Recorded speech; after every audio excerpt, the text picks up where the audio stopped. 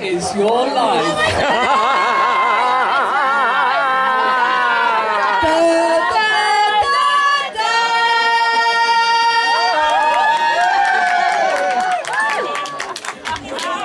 Jeannie, this is your life.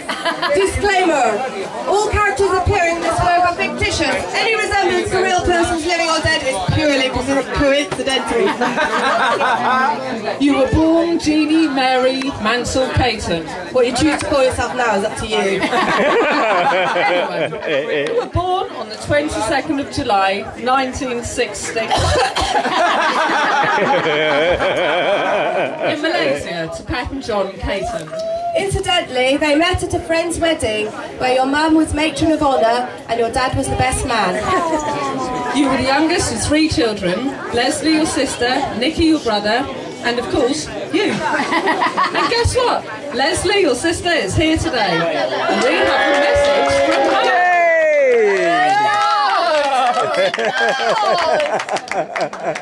Sorry I stuck that big spoon of gravy in your mouth when you were a little Jeannie.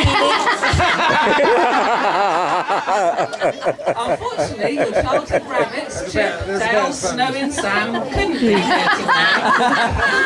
But Chutney, your present rabbit, wanted to be here. And I think we'll all agree that he's made a delicious contribution to the buffet.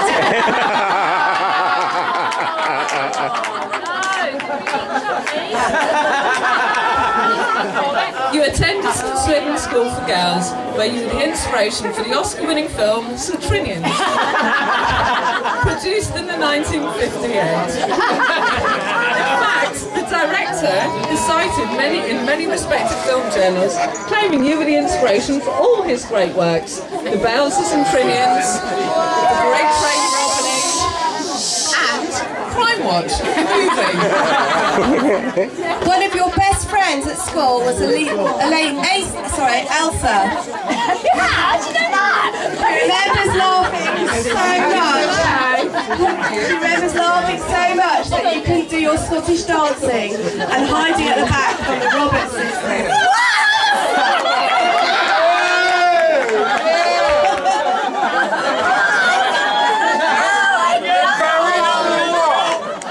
Elsa said to pass on her love to you and sends her best wishes to you and Jake for a long and happy life together.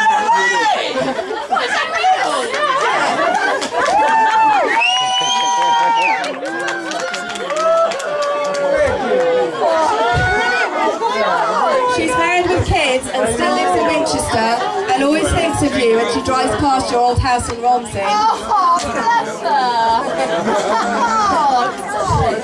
It was also during your school days that you started going to a place called Kelmy in Wales, which was quite a progressive outdoor pursuits in sort of centre, which was where we actually first met when I was about 9 and you were a little bit older. But we didn't actually make the connection until many years later, but not long after we'd met, when I accused you of stealing a postcard of Kelmy out of my trailer. My dad had actually worked there, and then you got out loads of pictures of my dad, which was quite strange. After school in the 1980s, you moved to Oxford to further your education at Oxford University of Life. It was during these days that you started to explore the zanier side of your character. In fact, at a meeting with your bank manager, Tarquin Blitterington Smythe, actually, I think we better let him tell the story. I remember the very unusual Miss Caton and her chum Christopher. She was wearing a bowler hat, on top of which she had an enormous piece of foam rubber, painted black and red with an anarchy symbol carved into the edge. It was so enormous she had to walk into the room sideways. It really was most extraordinary, but as they'd made no reference to it, I decided to follow suit. Oh, Miss Caton, I've been dying out on the tail for years.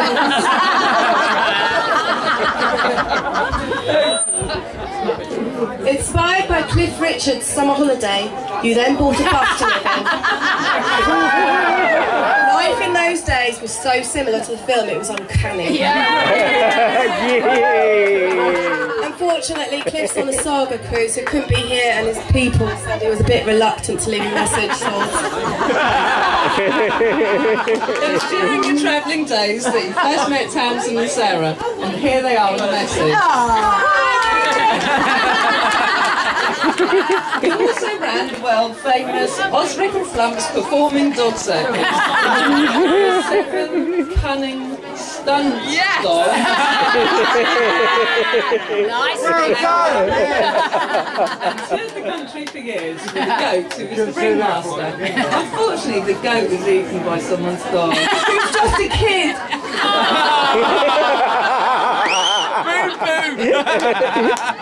Shortly after this time, in the early 90s, that you single-handedly started the rave scene.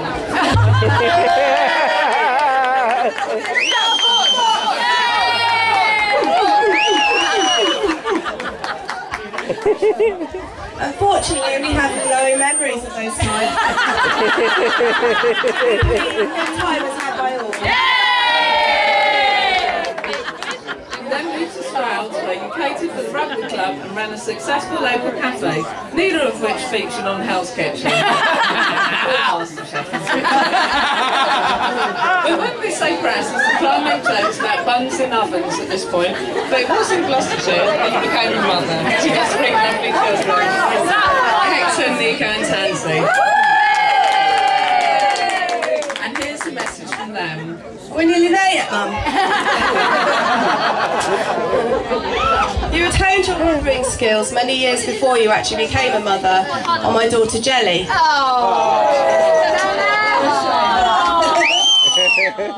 You nurtured her from learning to crawl, once I'd swept your floor so I could actually put her down in it, to more recently helping her with her dissertation. Jelly has made it all the way from Brighton via Totnes to be here today. Unfortunately, she was asleep when we wrote this, so we have no message from her. Shall we? Jeannie!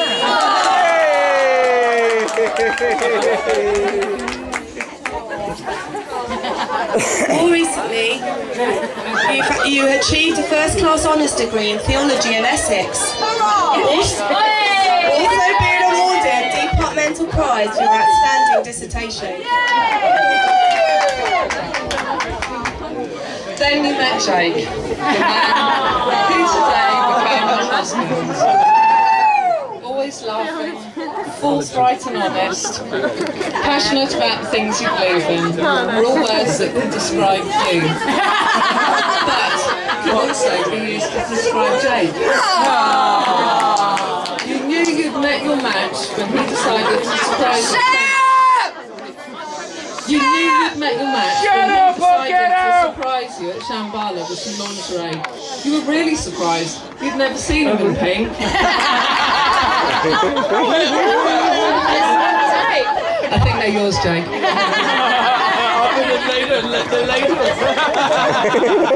You soon settled down to a life of domestic bliss, and we have it on good authority that you regularly spend your evenings together with Jake shouting at the telly and you knitting.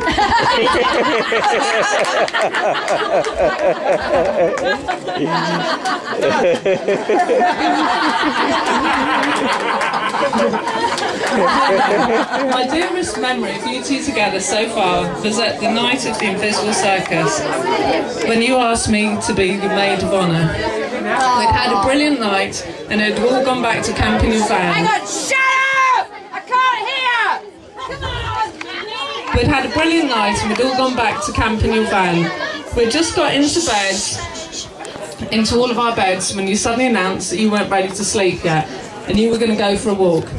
Without batting an eyelid, Jake got out of bed and started to get dressed again. "What are you doing?" you said. He replied, "Well, I can't let you go for a walk on your own, can I?" And I could see then that he'd be walking by your side forevermore.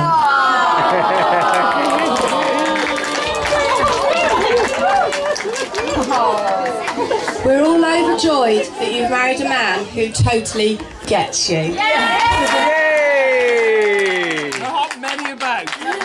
Personally, and I think I speak for several of us, some of the most special, life-changing experiences of my life have been spent with you. Yes, absolutely. Your Dad and Nikki would be so proud of you today. Please join us in raising a glass for Jeannie and Jane. And Jeannie!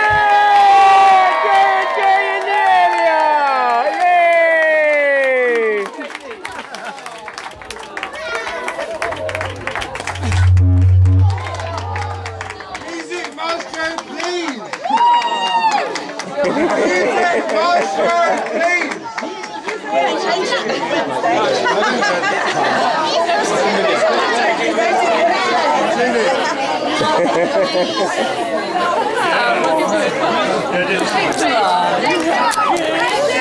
Thank you.